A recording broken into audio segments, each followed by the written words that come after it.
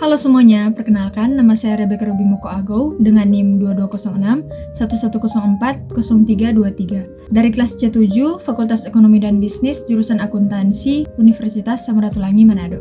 Pada saat ini saya ingin memaparkan tugas perpajakan saya yang mengenai pajak penghasilan umum. Namun sebelum itu saya ingin menyapa dosen pengampu saya yaitu Mner Dr. Anders Sodi Pangerapan MM.AK. Nah, yang pertama kita akan membahas tentang apa itu pajak penghasilan umum. Pajak penghasilan umum atau PPh 21 adalah pajak yang dikenakan atas penghasilan yang diterima oleh warga negara Indonesia, badan usaha atau pihak lain yang memiliki hak atas penghasilan yang diperoleh di Indonesia. Nah, pajak penghasilan umum sendiri tentunya memiliki dasar hukum yang diatur dalam Undang-Undang Nomor 7 Tahun 1983 tentang pajak penghasilan. Namun, dalam perkembangannya, undang-undang ini telah mengalami 4 kali perubahan, yaitu perubahan yang pertama, Undang-Undang Nomor 7 Tahun 1983 menjadi Undang-Undang Nomor 7 Tahun 1991 tentang pajak penghasilan. Dan perubahan yang kedua, Undang-Undang Nomor 7 Tahun 1991 menjadi Undang-Undang Nomor 10 Tahun 1994 tentang pajak penghasilan.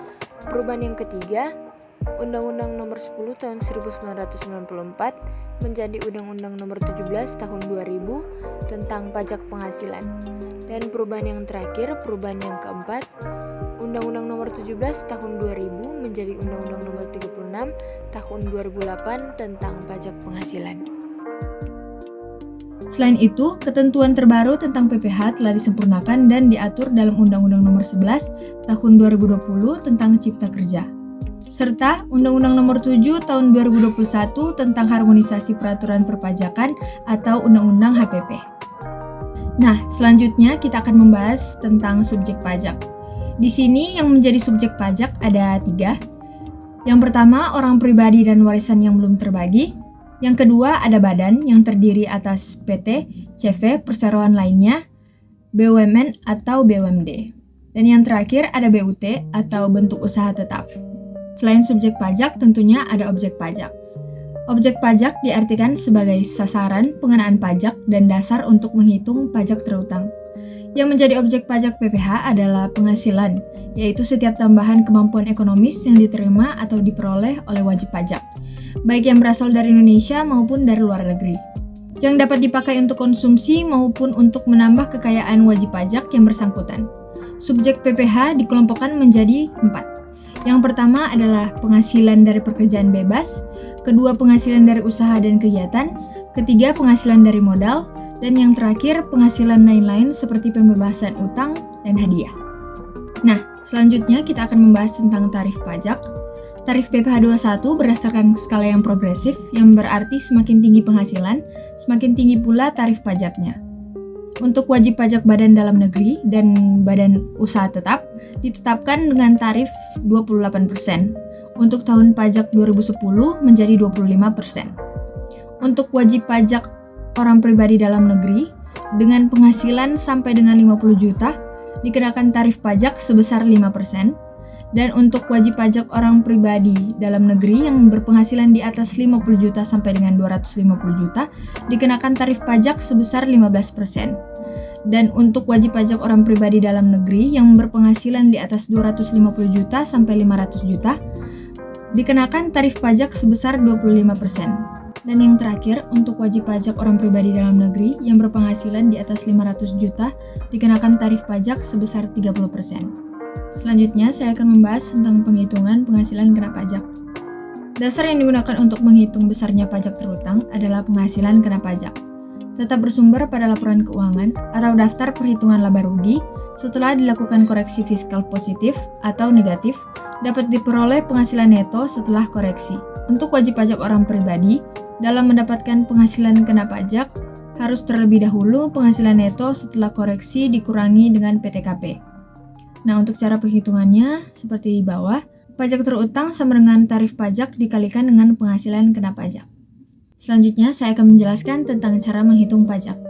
Dalam menghitung pajak penghasilan terutang, dibedakan antara wajib pajak dalam negeri dan wajib pajak luar negeri.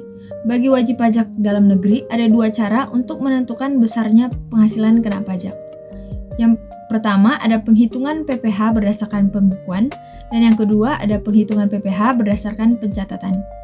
Nah, untuk penghitungan bagi wajib pajak dalam negeri, pajak terutang sama dengan tarif pajak dikalikan penghasilan kena pajak. Untuk wajib pajak luar negeri, pajak terutang sama dengan tarif pajak dikalikan dengan penghasilan bruto.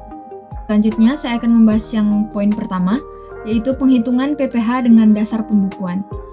Bagi wajib pajak orang pribadi, penghitungannya adalah penghasilan kena pajak sama dengan penghasilan neto dikurangi dengan PTKP, sama dengan dalam kurung penghasilan bruto dikurangi dengan biaya yang diperkenankan UU PPh dikurangi PTKP. Bagi wajib pajak badan, penghitungannya adalah penghasilan kena pajak sama dengan penghasilan neto, sama dengan penghasilan bruto dikurangi biaya yang diperkenankan UU PPh. Nah, untuk poin yang kedua, penghitungan PPh dengan dasar pencatatan. Untuk memberikan kemudahan dalam menghitung besarnya penghasilan neto bagi wajib pajak orang pribadi yang menjalankan usaha atau pekerjaan bebas dengan peredaran bruto tertentu, Dirjen Pajak menerbitkan norma penghitungan. Nah, norma penghitungan itu sebagai pedoman untuk menentukan besarnya penghasilan neto dilakukan dalam hal yang pertama, tidak terdapat dasar penghitungan yang lebih baik yaitu pembukuan yang lengkap. Yang kedua, pembukuan atau catatan peredaran bruto wajib pajak ternyata diselenggarakan secara tidak benar. Wajib pajak menggunakan norma penghitungan diatur sebagai berikut.